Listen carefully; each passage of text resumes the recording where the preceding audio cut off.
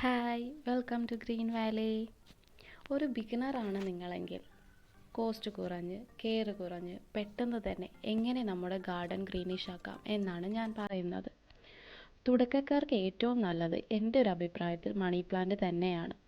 എൻ്റെ personal experience ആണ് കേട്ടോ. ഒരു മണി പ്ലാന്റ് സംഘടിപ്പിക്കാൻ നമുക്ക് വലിയൊരു ബുദ്ധിമുട്ടൊന്നും ഉണ്ടാവില്ല. ഇപ്പം നമ്മളുടെ ഫ്രണ്ട്സിൻ്റെ വീട്ടിൽ നിന്നോ അല്ലെങ്കിൽ റിലേറ്റീവ്സിൻ്റെ വീട്ടിൽ നിന്നോ ഒക്കെ നമുക്കൊരു ചെറിയൊരു പീസ് മണി പ്ലാന്റ് കിട്ടിക്കഴിഞ്ഞിട്ടുണ്ടെങ്കിൽ ഈ രീതിയിൽ നമുക്ക് വളരെ നന്നായിട്ട് തന്നെ മണി പ്ലാന്റ് വളർത്തിയെടുക്കാം. ഞാൻ ഈ മണി പ്ലാന്റ് വളർത്താൻ യൂസ് ചെയ്തിരിക്കുന്നത് മണ്ണും ചാണകപ്പൊടിയും മാത്രമാണ്. ആ ഒരു പോട്ടിലേക്ക് ചെറിയ രീതിയിൽ മണ്ണും ചാണകപ്പൊടിയും ഇട്ടതിന് ശേഷം ഒരു 4-5 പീസ് തണ്ട് അതിൽ കുത്തി വെച്ചതാണ് ഇപ്പോൾ ഇത്രയും വലിയൊരു മണി പ്ലാന്റ് ആയിട്ട് നിൽക്കുന്നത്. ഒരു മൺകുടം, നമ്മുടെ വീട്ടിൽ യൂസ് ചെയ്യാത്തൊരു മൺകുടത്തിൽ കുറച്ചൊന്ന് പെയിൻ്റ് അടിച്ചതിന് ശേഷം ഒരു കയറ് കെട്ടി കൊടുത്തിട്ട്, നമ്മുടെ സീലിങ്ങിലേക്ക് ഒരു കയറ് കെട്ടി കൊടുത്തിട്ട് വളർത്തിയെടുത്തിട്ടുള്ളതാണ് ഈ ഒരു മണി പ്ലാന്റ്. നമുക്കും ഇങ്ങനെ തന്നെ ചെയ്യാം. ഇങ്ങനെ ചെയ്ത് കഴിയുമ്പോഴേക്കും പെട്ടെന്ന് തന്നെ മണി പ്ലാന്റ് വളരുകയും നമുക്കത് കാണുമ്പോൾ തന്നെ ഒരു ഹാപ്പിനെസ് അല്ലേ, നമ്മുടെ ഗാർഡൻ പെട്ടെന്ന് ഒരു ഗ്രീനിഷ് ആവുക എന്ന് പറയുമ്പോൾ.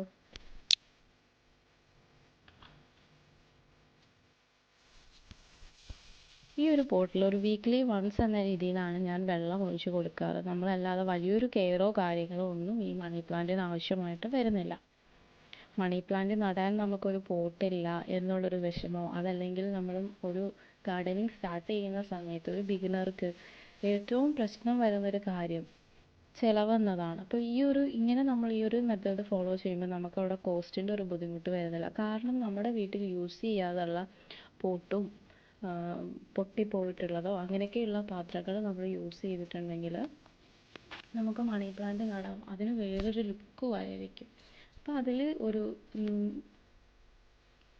ഈ ഒരു ചെറിയ ചെറിയ പോട്ടുകളെല്ലാം തന്നെയും ഞാൻ അക്രിലിക് പെയിൻറ് യൂസ് ചെയ്തിട്ടാണ് ഇതൊന്ന് അറേഞ്ച് ചെയ്തിട്ടുള്ളത്. അപ്പം ഈ ഒരു പ്ലാന്റ് അതിന് വളരെ നല്ലൊരു ഗ്രീൻ ആൻഡ് വൈറ്റ് കളർ നന്നായിട്ട് തന്നെ കാണുന്നുണ്ട്. വളരെ നല്ല ഭംഗിയിലാണ് ഇത് വളർന്നിട്ടുള്ളത്. ഇത് അധികം ലൈറ്റൊന്നും ഇല്ലാത്ത ഒരു ലോ ഷെയ്ഡിലാണ് ഞാൻ വെച്ചിട്ടുണ്ടായിരുന്നത്. അതുകൊണ്ട് തന്നെ അതിൻ്റെ ആ ഒരു കളറൊക്കെ നന്നായിട്ട് വൈറ്റ് കളർ, കുറച്ചുകൂടി ഗ്രീനിനെക്കാട്ടിലും കുറച്ചുകൂടി വൈറ്റ് കളറാണ് അതിൽ വന്നിട്ടുള്ളത്. ഇത് ഒരു ഗ്ലാസ്സിൽ ചെറിയതായിട്ടൊന്ന് ചൂട്ടിൻ്റെ നൂല് ചുറ്റി കൊടുത്തിട്ട് ചെയ്തിട്ടുള്ളൊരു ബോട്ടിലാണ്. അപ്പം നമുക്ക് ഇങ്ങനെയൊക്കെ ചെയ്ത് കഴിഞ്ഞിട്ടുണ്ടെങ്കിൽ നമുക്ക് ബോട്ടില്ല, അതല്ലെന്നുണ്ടെങ്കിൽ നമുക്ക് കോസ്റ്റ് കുറച്ച് ചെയ്യാൻ പറ്റും. ഗാർഡനിങ് തുടങ്ങുന്നവരെ സംബന്ധിച്ച് നമ്മൾ എപ്പോഴും അഭിമുഖീകരിക്കുന്ന ഏറ്റവും വലിയൊരു പ്രശ്നം എന്ന് പറയുമ്പോൾ അതിൻ്റെ കോസ്റ്റ് തന്നെയാണ്. ഇപ്പം നമുക്ക് മണി പ്ലാന്റിൻ്റെ ഒരു കുറച്ച് ഭാഗം നമുക്ക് എവിടെന്നെങ്കിലും കിട്ടുകയാണെങ്കിൽ, നമ്മളുടെ പോട്ടില്ല എന്നുള്ളൊരു ബുദ്ധിമുട്ട് നമ്മൾ ഈ രീതിയിൽ പരിഹരിക്കുകയാണെങ്കിൽ നമുക്ക് വളരെ സന്തോഷത്തോടെ പോസിറ്റീവായിട്ട് തന്നെ നമുക്ക് മുന്നോട്ട് പോകാൻ പറ്റും നമ്മുടെ ഗാർഡനിങ്ങുമായിട്ട്.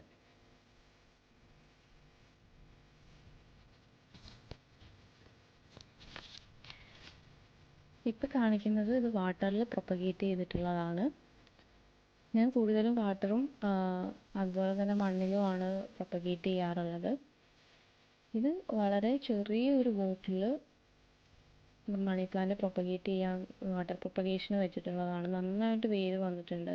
ചെറിയ ബോട്ടിൽ വെക്കുമ്പോൾ നമുക്കിപ്പോൾ ചെറിയ ഒരു മണി പ്ലാന്റ് ആണ് വേണ്ടതെന്നുണ്ടെങ്കിൽ അതിൻ്റെ ഗ്രോത്ത് വളരെ പതിയെ സ്ലോ ആയിരിക്കും.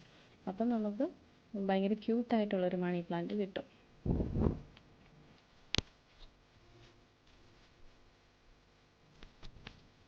ഇത് കണ്ടില്ലേ, ആ ചെറിയ ബോട്ടിലാണെങ്കിൽ പോലും അതിൽ നന്നായിട്ട് വേര് വന്നിട്ടുണ്ട്. വേരിൻ്റെയൊക്കെ ഗ്രോത്ത് വളരെ നല്ലതാണ്. ആ ചെടി നല്ല ഹെൽത്തി ആയിട്ട് തന്നെയാണ് ഇരിക്കുന്നത്.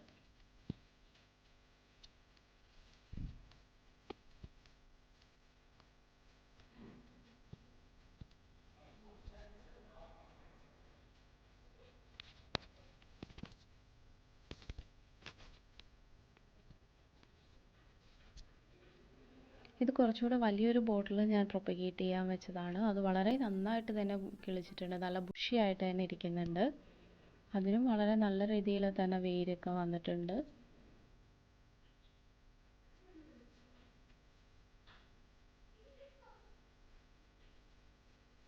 പലർക്കും ഗാർഡനിങ് ഇഷ്ടമായിരിക്കും, പക്ഷേ നമുക്കെല്ലാം ഉള്ളൊരു ബുദ്ധിമുട്ടെന്ന് പറയുന്നത് കെയർ ചെയ്യാനുള്ളൊരു മടിയായിരിക്കും. പക്ഷെ നമ്മൾ ഈ രീതിയിൽ മണി പ്ലാന്റിലൂടെ തന്നെ നമ്മുടെ ഗാർഡനിങ് സ്റ്റാർട്ട് ചെയ്യുന്ന സമയത്ത് നമുക്ക് കെയർ ചെയ്യാനോ അല്ലെങ്കിൽ വലിയൊരു കോസ്റ്റ് വരാത്ത രീതിയിലോ നമുക്ക് ഗാർഡനിങ് ചെയ്യാൻ പറ്റും.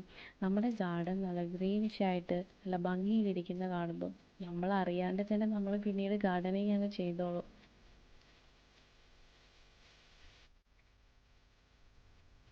ഇത് ചെറിയ ചെറിയ ഇവിടെ എനിക്ക് അവൈലബിൾ ആയിട്ട് കിട്ടിയ കുറച്ച് കുപ്പികളാണ്. കുപ്പിയൊക്കെ ജസ്റ്റ് ഒന്ന് പെയിൻറ് ചെയ്തിട്ട് അതിൽ കുറച്ച് മണി പ്ലാന്റ് ഒക്കെ വെച്ച് കഴിഞ്ഞപ്പോഴത്തേക്കും നല്ല ഭംഗിയുണ്ട്.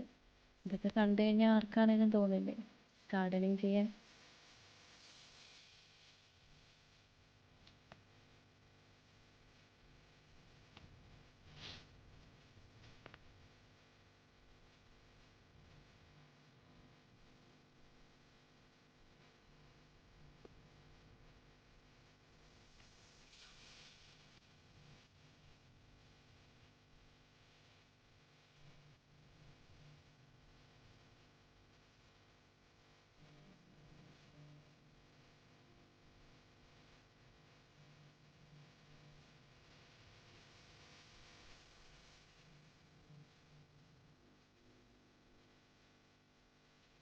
എൻ്റെ കയ്യിൽ മണി പ്ലാന്റിൻ്റെ 4 വെറൈറ്റീസ് ആണുള്ളത്.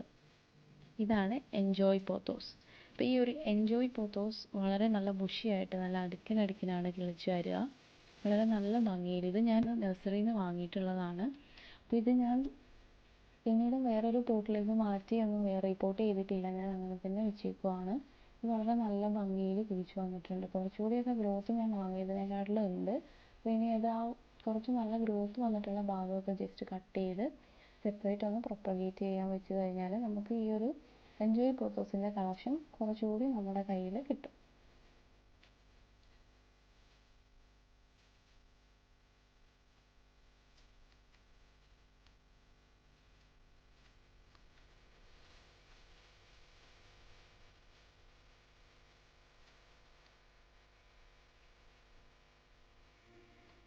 എൻജോയ് പോത്തോസ് കുറച്ച് നേരത്തെ എൻ്റെ കയ്യിൽ ഉണ്ടായിരുന്ന കുറച്ച് കളക്ഷനാണ്. അതെനിക്കൊരു 1 മന്ത് മുന്നേ കിട്ടിയിട്ടുള്ളതാണ്. ഞാൻ ജസ്റ്റ് ഒന്ന് വാട്ടറിൽ പ്രൊപ്പഗേറ്റ് ചെയ്യാൻ ഇട്ടിട്ടുണ്ട്.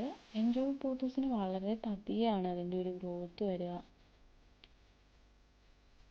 കണ്ടില്ലേ, 1 മന്ത് ആയിട്ടുള്ളതാണ്. പക്ഷേ അതിൻ്റെ ഗ്രോത്ത് വളരെ പതിയെയാണ് വരിക. പതിയാണ് ഗ്രോത്തെങ്കിലും കാണാൻ നല്ല ക്യൂട്ടാണ് കേട്ടോ. ഞാൻ വാട്ടറിൽ പ്രൊപ്പഗേറ്റ് ചെയ്യാൻ വെച്ചതുപോലെ തന്നെ കുറച്ച് സോയിലിൽ പ്രൊപ്പഗേറ്റ് ചെയ്യാൻ വെച്ചിട്ടുണ്ടായിരുന്നു. അതിന് എക്സ്ട്രാ 1 ലീഫൊക്കെ വന്നിട്ടുണ്ട്. അത് നന്നായിട്ട് ഗ്രോ ചെയ്യുന്നുണ്ടെങ്കിലും അതിൻ്റെ ഗ്രോവിങ് വളരെ സ്ലോ ആണ്.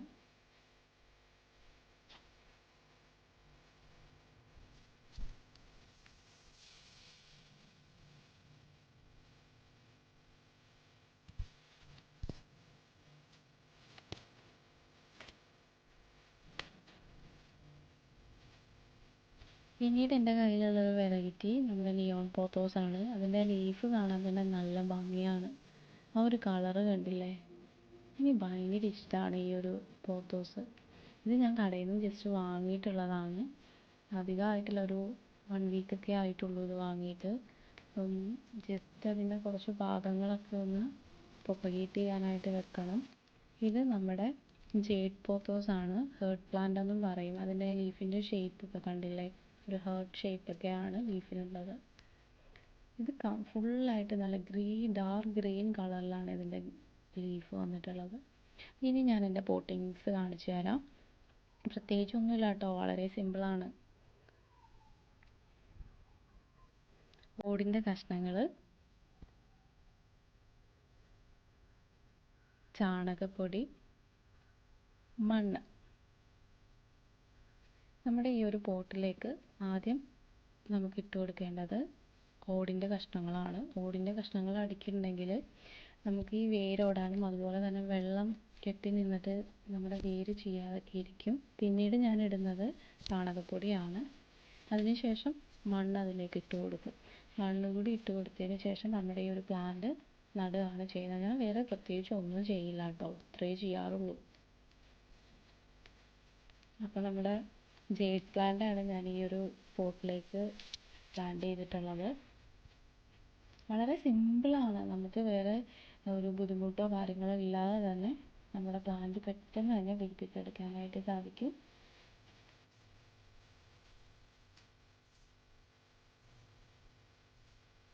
വീക്ക്ലി വൺസ് അത്രേ നമ്മൾ നോക്കേണ്ടതായിട്ടുള്ളൂ.